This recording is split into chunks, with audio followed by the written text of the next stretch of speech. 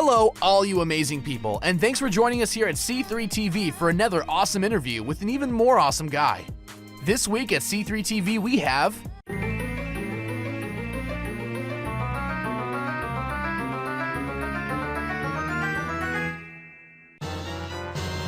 Dan Lenard. Oh yeah, that's right, Mr. Mustache himself, the amazing Dan Lenard. He's an absolute pillar of the VO community and a national treasure. The co-host of VO Body Shop, formerly East West Audio Body Shop, and also one of the co-founders of WOVO, the World Voices organization, whose mission is to inform and educate members of the voiceover community and other business professionals about best practices, standards for ethical conduct, and professional expertise as it relates to the voiceover industry. We're going to talk with Dan about himself, his VO journey, and some of the many ways he's contributed to empowering the VO community. Ready or not, here we go. But this is Dan Lenard. Thank you so much for being here. If you don't know him, the mustache is iconic. I mean, this guy is a national treasure and a pillar of the VO community. If you haven't met Dan Lenard yet, you obviously don't know VO. So this is Dan Lenard. Chad. Yeah, I met you in 2016 briefly at Randy Thomas's VO Mastery. I met a lot of people there. That was kind of my first formal, introduction into the VO world in Hollywood, and I realized I didn't know what I was getting myself into. There was so much to learn in that aspect. Didn't scare you off, though. Oh, hell no. It was awesome. It was so much fun. It was so much fun. Everybody's so awesome to meet, and networking is great. If you got a little bit of social skills, you can definitely make a lot of friends in this business. Absolutely. Yeah. So first thing I wanted to do was talk about you, talk about, little Danny and where he started off. We can go back as far as you want. You can go back to maybe after high school if you want, or whenever you want to pick it up. Well, as the song says, let's start at the very beginning. It's a very good place to start. I'm originally from Buffalo, New York, and according to my mother, I used to make a lot of sound effects. Referred to me as Gerald McBoing Boing. If you've ever look it up on YouTube, and you'll see what my mother meant. I was always interested in theater and in recording and in broadcasting. I had a good friend of mine's father was a local newscaster who was very popular in our community. And when I went to high school, I took a class in film editing and learned a tremendous amount about editing theory from that. And when I went to college and I attended my freshman year at Bowling Green State University in Bowling Green, Ohio, which is about 20 miles south of Toledo, I started working at the campus radio station and took what I learned from film editing to editing tape, because this was 1975, guys. Working on big old, quarter-inch Ampex mono machines and learning how to edit with a grease pencil and a razor blade and slicing tape and stuff like that. So what'd you actually use when you cut? What'd you use to actually put them together? Was it some kind of tape? Yeah, it was splicing tape, which man. I still have a little roll of in my broadcast museum back in my studio. And that gave me the opportunity to be on the air and learn how to do production and learn, like I said, editing theory and how to create something cohesive out of several different sources at once, using a mixer board and stuff like that. I graduated from college. I went to Buffalo State College and finished a 4-year degree there in broadcasting, and got a job immediately in radio right after I graduated, working for the #1 station in town, which was not some big rock station. It was an easy listening station. And they liked the way I was able to say, Joy, FM 96, all music, all the time. And that's a good radio imaging voice right there. I bet you get a lot of it was, in 1975. And of course, the audience was all over 70, so, here was this young guy doing it there. And there were people daring me to play Anarchy in the UK on there and stuff. But it was a good intro to radio. I worked for a great guy named Joe Chili, who was the program and operations manager there. And he taught me a lot about management and a lot about what the radio business is about. And I worked there for a while, and then I went out west. I came out to Albuquerque. I came to LA with a girlfriend, and we were here for about 24 hours. It's a long story, not necessary. Ended up back in Albuquerque, New Mexico, where my sister was living, and stayed there for about 8 months. Worked at a couple of radio stations there. No, let me check that. 16 different radio stations in the span of 8 months. I think it's the modern day record. And you can look at that as bad, but in reality, there's 13, 16 radio stations that hired me. So, yeah, so you're doing something right with your. Yeah, it was like, I don't like working here. I'm going to go work somewhere else. And, actually the station I was working for, mainly KKJY in Albuquerque, was owned by the granddaughter of Bugsy Siegel. So it was a money laundering operation, as we later found out, because every 2 weeks, this guy would show up with this bag of money, and that was the payroll. So it was coming out of Vegas. But so I escaped there when some weird stuff started to go down there, and I started working for a pile of different stations, and then was invited to go back to this other station once this guy from Vegas went out left town. And then I came back to Buffalo and immediately found a job in Buffalo because I worked in this one building where there were a couple of radio stations. I went back to my old boss. He goes, "Not right now, but if you go upstairs, someone might be looking for someone because they just changed format yesterday."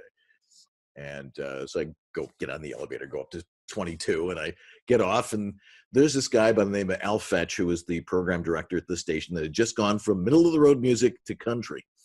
And he goes to me, he goes, "You're Jock?" I said, "Yeah, get in there. I'll pay you $10 an hour." So, having those skills was important back in the late 70s and early 80s. And, because I could jump into any situation and knew how to work any particular type of, board or operation or production studio.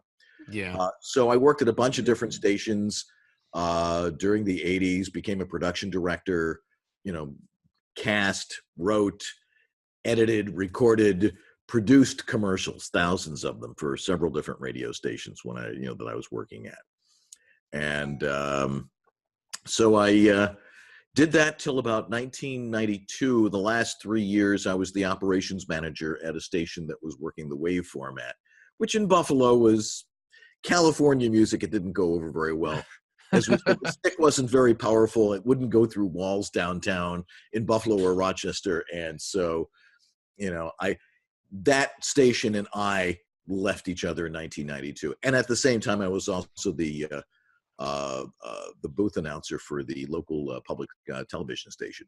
Coming up next on Channel 17, it's Mr. Rogers' Neighborhood. That's interesting. I met so many VO talent that starts from broadcasting background. It's not easy, and that's, I think people who are in radio have some real misconceptions about what it takes to get into voiceover. Anyway, I left broadcasting. I sold life and health insurance for a while. Learned an awful lot about self-marketing. I broke many telephones, and we're talking dial telephones that throw through a wall. We don't need you. Yeah, it was frustrating work. And then I went back to school and got my teaching certificate for American History and Social Studies, teaching in high school. And I taught in high schools for 3 years, and decided that our public education system was a pile of garbage, not dedicated to educating students, but to support the teachers in the union, especially the people who had seniority.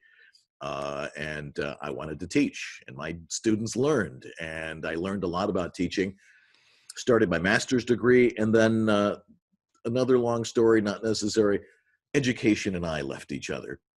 I'm sure that me and you both could probably talk about that for a good half an hour. I would love to hear your later, not now. If we ever have time in the future, sure. I would love to hear some of your opinions on that. But yeah, it's a long story. I'll save the audience from that. It's now. Yeah, not relevant to voiceover, but it is relevant to what I ended up doing. But and then I became a stay-at-home dad, and as I was finishing up my master's degree, I had to do a project, and the chair of the history department, who had been the chair of the history department at Buffalo State College when I was there 12, 13 years earlier, said, "You do video, right?" I'm like, "Yeah, I know how." And he goes, "Here's a project for you." He gave me this box of beta tapes of interviews with this guy named Al Tinny, who I knew of because he was a local jazz musician. And in Buffalo, that doesn't necessarily mean anything unless you understand a little bit about jazz in New York State and African American communities. Al Tinny was this great piano player. He had the Al Tinny Trio. And then when you start to get into his story, they were interviewing him. And it turns out he was in the original cast of Porgy and Bess on Broadway. And he worked with Gershwin and learned a lot from Gershwin. And I mean, the whole documentary is on YouTube, on my YouTube page, and you can give it a listen and hear with this amazing story of this guy. But the thing is that it was all video, but I could not find any stock footage of Harlem in the 20s. It was all Marcus Garvey stuff and Black Star Line, and if you know your American history. So one day it just dawned on me, it's a radio documentary. So I took the audio off the video and was able to edit it digitally, which was some of my first experience with actually editing with digital software. This was about 2002, and found it like drawing with crayons compared to doing razor blades and and grease pencils and splicing things together. It's like boop, boop, boop, boop, boop, boop, boop. And I was able to edit the audio, and there was also a great soundtrack to it because Al had recorded a bunch of himself playing piano, and I put that underneath. And it was the kind of piano you would hear at a cocktail party or at a gallery opening or something like that. Oh yeah, that's smooth. It was listening really kinda. good. Great improvisational guy. But it turns out that he was one of the founders of bebop in Harlem. And how he ended up in Buffalo is kind of an odd story, but he was there with all the greats, with Charlie Parker and Max Roach and Charlie Parker, Max Roach, who was the other one? Dizzy Gillespie, Benny Goodman. They all knew who Those are names I know. Yeah. So, and it was a fun documentary to work on. But it just suddenly dawned on me, wait a second, if I can record interviews and edit audio here in my basement, in my office, shouldn't I be able to produce commercials like I used to as a production director? And so I just went to the internet, which existed in 2002, and typed in a search engine, I can't remember which one it was, voiceover. And it's like if you're watching The Wizard of Oz, when the door of Dorothy's house is in black and white and she opens the door And color in Munchkin Land. That's what I discovered with voiceover. What was out there then? Then 2002, 2003, it was the beginning of the industry as we know it today. Yeah, the online voiceover market just starting. Exactly. And so I got in on the first wave of that, and there were not as many of you out there. Yeah. And I this Interactive Voices and Voice 123 had just come online. Really? Voice 123 was pre-06? Oh yes. Oh, I didn't know that. I thought they were all. I think I joined them in 2004. So I'd been with them for a long time, and Interactive Voices became VDC, which is a whole other topic. But I was with both of those companies from their inception, and I got work using the pay-to-plays and marketing my own voice, and became a voice actor and was able to do it from Buffalo, which was really cool. And then I was blogging. I was actually doing stuff for Interactive Voices, and then they changed to VDC. And don't worry, the guy next door is cutting the grass. If you can still hear me. Oh, that's fine. Yeah, and I started writing columns about home studio stuff because I had knowledge of how to do it right and what it was supposed to sound like. And then people started writing to me and asking me questions, and and I would talk with people for an hour, and finally my wife is like, you can't give away 30 years of knowledge. You got to hang out a shingle. So I hung out a shingle and became the home studio master.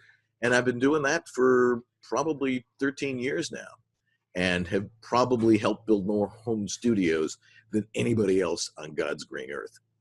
And that's where we are today. And I'm a full-time voice actor, and we moved out to LA in 2015 for a number of different reasons, which is another long story. Oh, that's not too far behind. That's pretty recent. Yeah, so I've only been out here 3 years, but I knew a lot of people out here. Yeah, because you've been involved with the business for 20 years now, about. Yeah, pretty much. And but I had connections, was going to conferences. Thanks for watching, guys. We got a lot more of Dan Lenard coming to you very soon with 2 more parts of this interview, so don't forget to hit that subscribe button to stay informed. And as always, don't forget to cast a wide net with CCC. See y'all later.